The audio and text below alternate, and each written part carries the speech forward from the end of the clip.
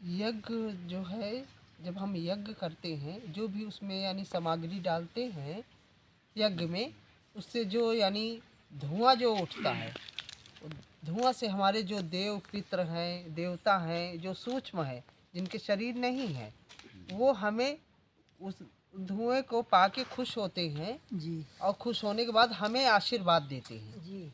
और बिना देवों के पितरों के आशीर्वाद के बिना हम कुछ कर भी नहीं पाएंगे। जी। यज्ञ यानी जो अपने अंदर जो बुरी भावना है उसको जलाना है। यही कहते हैं ना, पढ़ के मंत्र स्वाहा, यानी बुरी चीजों को आप स्वाहा करते हो। जी। है ना? जी। अच्छे भावनाओं को आप जगाते हो। यज्ञ आपको जागृत करती है, जी। मन के भाव को, विचारों को। समझ में आई बात? जी। यज्ञ आज के युग में यज्ञ बहुत जरूरी है। यज्ञ करते रहोगे तो आपके जो ग्रह क्लेश है, आपके जो बुरे विचार हैं, उनका भी निवारण होता रहेगा। देवताओं ने भी किया है, हमारे भगवान राम ने भी यज्ञ किया है। यज्ञ क्या, उन्होंने तो यज्ञ की रक्षा की है। जी। जी। यज्ञ की रक्षा के लिए तो ही वो विश्वामित्र ले गए थे ना अपने साथ। तो यज्ञ का बहुत बड़ा महत्व है, उसको यानी बहुत उससे गहराई से सुनना है और उसको समझना भी है। आप उसको आप लोग समझिए कि यज्ञ क्या है। जंगलों में यज्ञ करेंगे, चाहे मंदिरों में करें, कहीं भी करें, उसका एक विधान अलग ही है और उसका प्रभाव भी एक अलग है। जब आप उसको जानेंगे, समझेंगे, उस पे जिएंगे, तब आपको पता चलेगा। मेरा शत्रु नहीं, मेरा तो शत्रु कोई नहीं है। मुझे तो सब मित्र ही नज़र आते हैं। वो अपने से मन के विचार हैं। देखो, कोई शत्रु नहीं होता है, वो उनके मन के विचार होते हैं, वो भाव उनके कैसे हैं। लेकिन मुझे तो सब मित्र ही नज़र आते हैं, मुझे तो कोई शत्रु नज़र ही नहीं आता। किसको हम कहें शत्रु? सब तो अपने हैं। मेरा कोई शत्रु नहीं है। प्रकृति खुद हम भी हैं, प्रकृति से ही जुड़े हैं और प्रकृति ये जंगल भी है, सारा संसार प्रकृति ही है। प्रकृति यानी परमात्मा, उसको चाहे हम परमात्मा कहें, चाहे देवी कहें, चाहे देवता कहें, कुछ भी कहें, है सारा खेल प्रकृति का ही। प्रकृति किसी के बंधन में नहीं रहती, वो अपना ही कार्य करती है। वो अपना जब कार्य करती है तो उसको लोग प्रकृति कहते हैं। देखो, अब ये वृक्षों को देखो, ये प्रकृति ही तो है। इनको आपने कुछ दिया नहीं। जंगलों में आप आए हैं क्या पानी सींचने? नहीं आए ना। लेकिन ये कैसे बड़े हो गए पेड़? आप अपने घर में एक बगिया लगाते हैं तो उसको बार बार पानी सींचते हैं, तब वो पैदा होती है, बढ़ता है पेड़। लेकिन इस जंगल में कोई पानी सींचने आए नहीं ना। यहाँ अपने आप जो है प्रकृति अपना कार्य करती है, पूरे जंगल को तैयार करती है। वही प्रकृति है। चित जल पावक गगन समीरा, पंच रहती है अधम शरीरा। 5 चीज़ों से हम भी बने हैं और 5 चीज़ें हैं भी, बाहर भी हैं। न बिना जल के हम रह सकते, न बिना पृथ्वी के। पृथ्वी नहीं होती तो हम कहाँ पे रहते? आसमान नहीं होता तो कैसे हमारे ऊपर ढकता कैसे? इसलिए जो है यही है प्रकृति, और कुछ नहीं है। महसूस करने की बात है। अब इसमें हम तो अलग अलग बातें कुछ भी बता लें। मेरा निवेदन यही है सब लोगों से कि जो है आपस में यानी कोई राग द्वेष मत करो, प्रेम करना सीखो।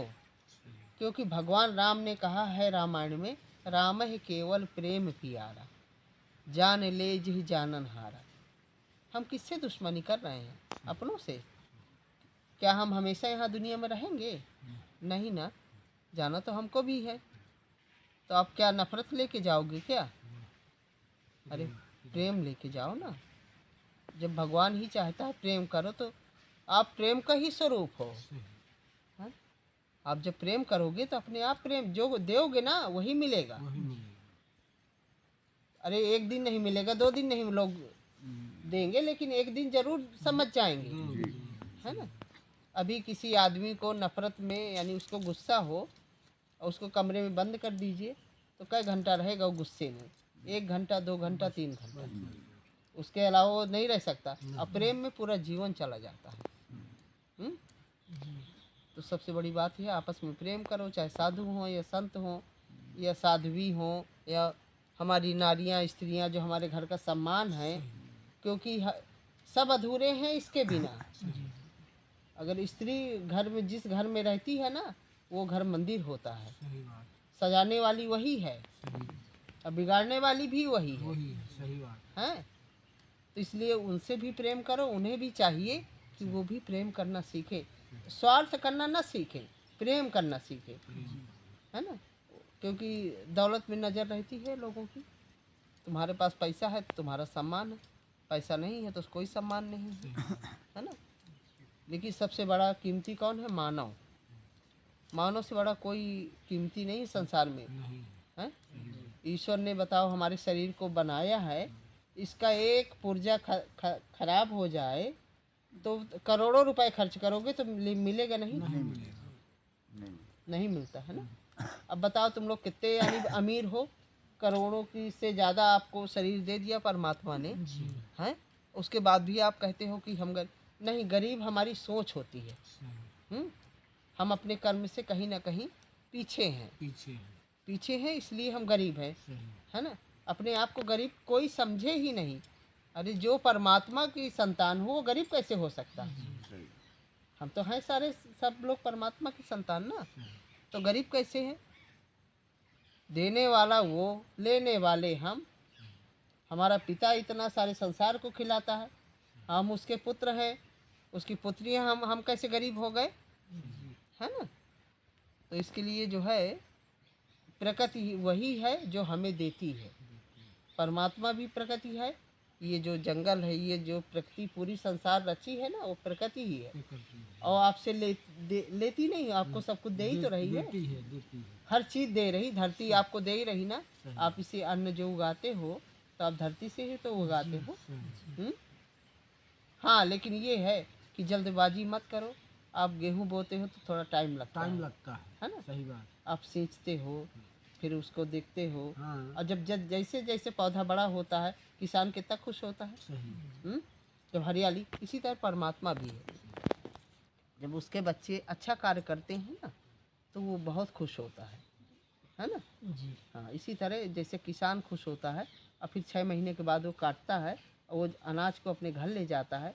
जिस दिन वो घर ले जाता है उस दिन वो पूरा अनाज रख लेता है, उस दिन उसको शांति मिलती है ना, कि आज मेरी मेहनत सफल हो गई, है ना। तो इसी तरह मेहनत आप करते रहिए, कर्म करते रहिए और सबसे प्रेम करते रहिए। राग द्वेष किसके लिए कर रहे हैं? कितने दिन के लिए आप करोगे दुश्मनी? हैं?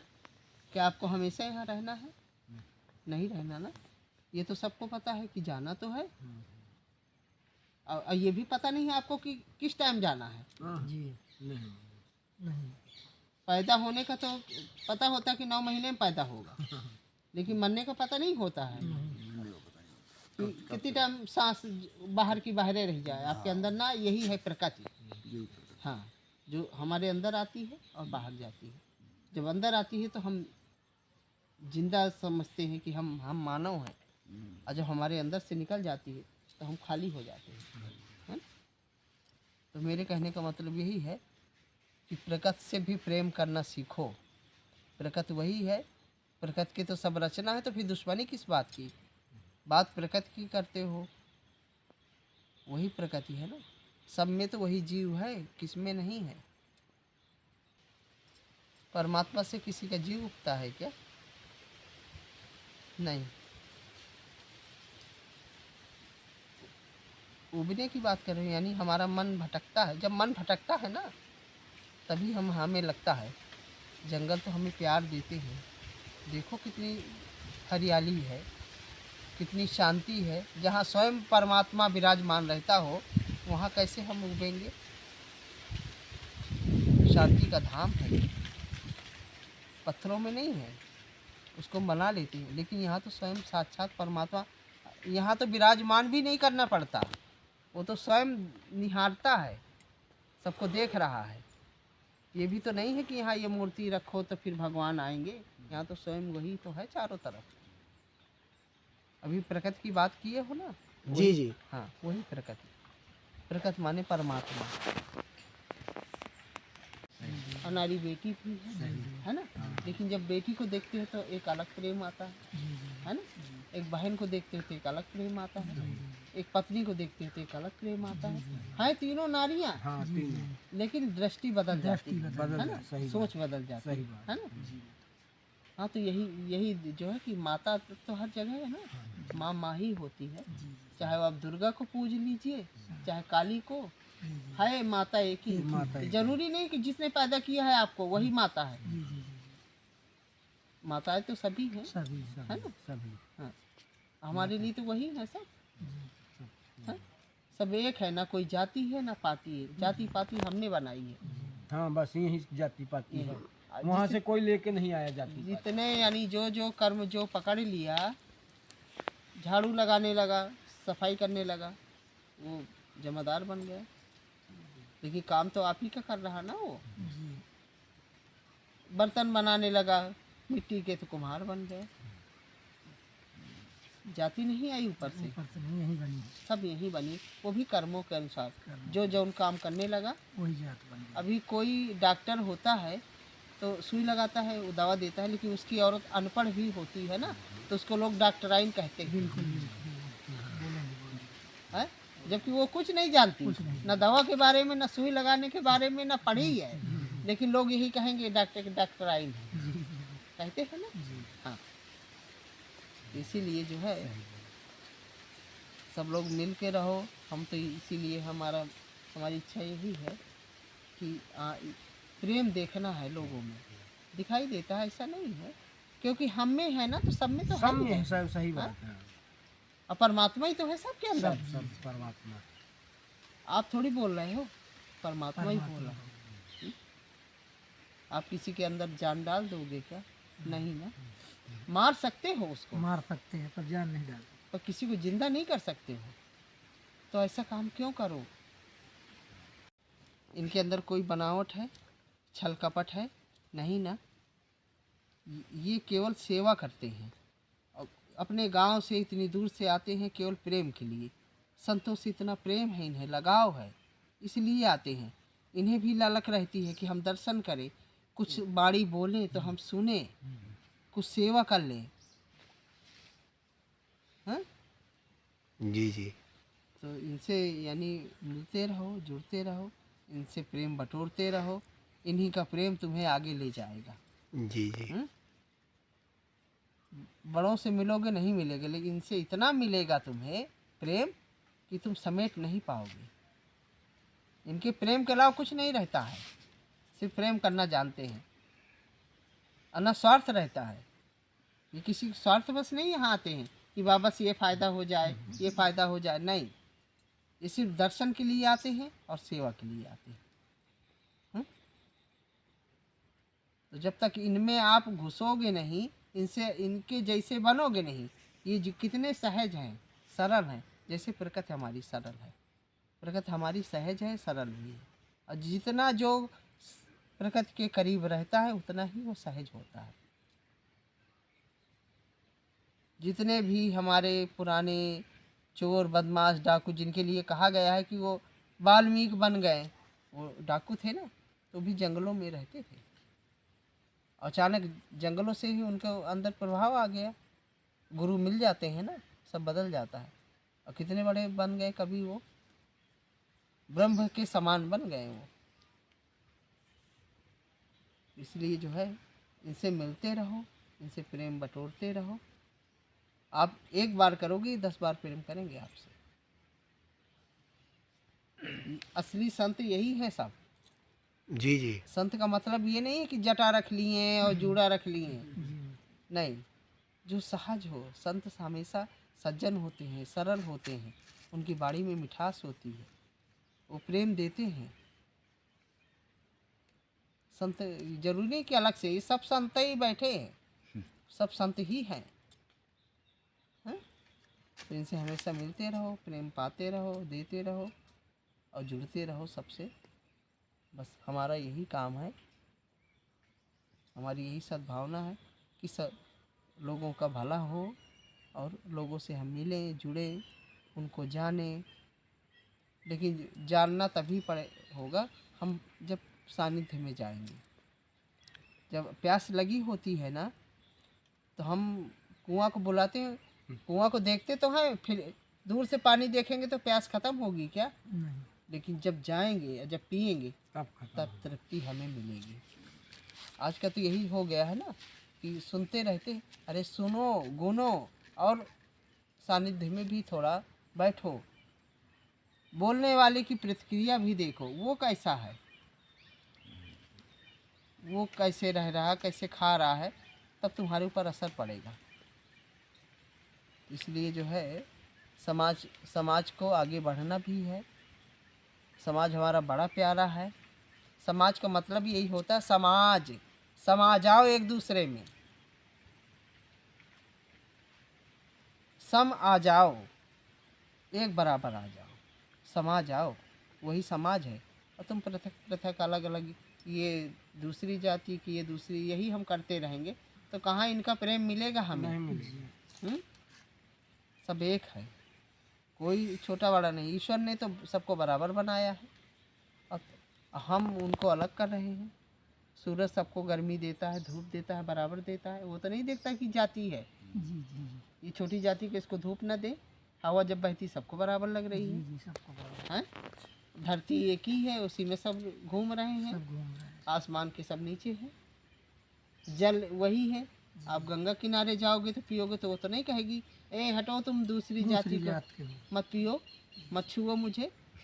वो तो पवित्र करती है ना, है ना? ये मन से बिल्कुल आप लोग निकाल दीजिए। बस ये सोचिए सब एक हैं। एक है, सही। जितनी यानी पूरी नदियां हैं हमारी, सब मिलके जाके समंदर में एक हो जाती एक हो हैं। जाता है। हाँ, सही। वहाँ कोई ना गंगा रह जाती, ना जमुना रह जाती, कुछ नहीं रह जाती, वहाँ सिर्फ समंदर बन जाता समंदर बन जाता है ना। तो इसलिए आप सब जो है एक बन जाओ, समंदर बन जाओ। हाँ, यही हमारी कहने का उद्देश्य है, और यही जो है यही बताने के लिए हम बैठे हैं। तो जहाँ वेद की बात है, हमारे संस्कारों की बात है, भूखे को खाना खिलाना वही होता है भंडारा। हमें ये पता होना चाहिए कि भूख किसी में है कि नहीं।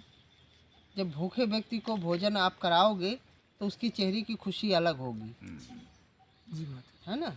भंडारे का मतलब यही होता है कि भूखी आत्माओं को भोजन कराओ। उन सबसे बड़े आत्म तृप्ति, किसी की आत्मा को खुश करना, वही परमात्मा को खुश करना है, वही पुण्य है। हमारे उसमें कहा गया है, परहित सरिस धर्म नहीं भाई, और पर पीड़ा सम नहीं अधमाई। किसी को दुख मत दो, भूखी आत्मा को भोजन करा दो। किसी के कपड़े नहीं हैं, कपड़े दे दो, ओढ़ने के लिए नहीं चादर दे दो। यही तो है दान।